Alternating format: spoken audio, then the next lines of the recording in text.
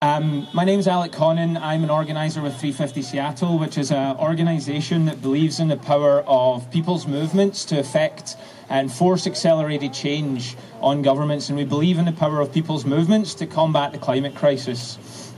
And I was asked just to speak to talk a little bit about our work and what we're doing to try and build a powerful people's movement to combat the climate crisis. What I'm going to say is totally different from what I would have said had I said it a week ago. The election last week of a racist, Islamophobic, homophobic, transphobic, misogynist, science-denying, climate change-denying man as our president has been the largest ever blow to the global climate movement. But there is far too much for us to fight for. There is far too much on the line for us to do anything but to come together and push back harder and fight harder.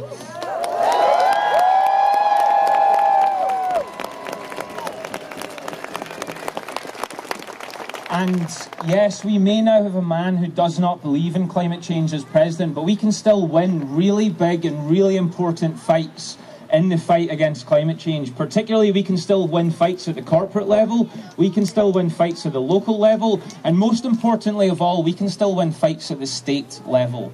That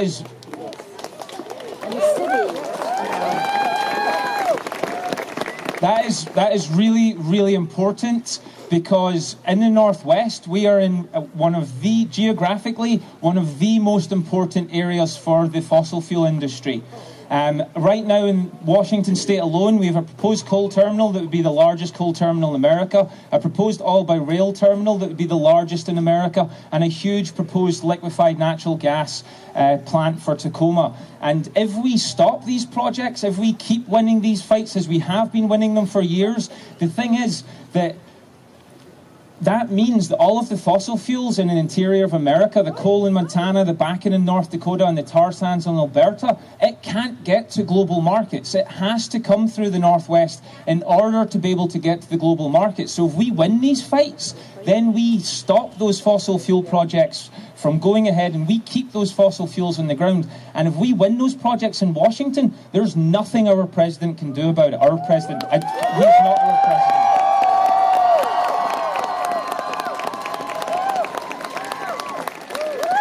And so I'm here just really quickly to talk about something that we are launching at 350 Seattle in the aftermath of the presidency.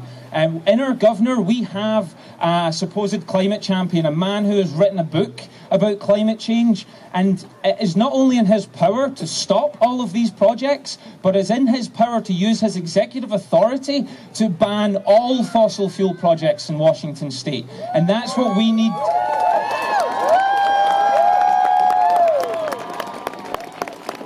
So as we are continuing to stand with Standing Rock and to push back against the Dakota Access Pipeline, this is also our fight in the Northwest, is to push our governor to use his executive authority to ban all fossil fuel projects in the Northwest.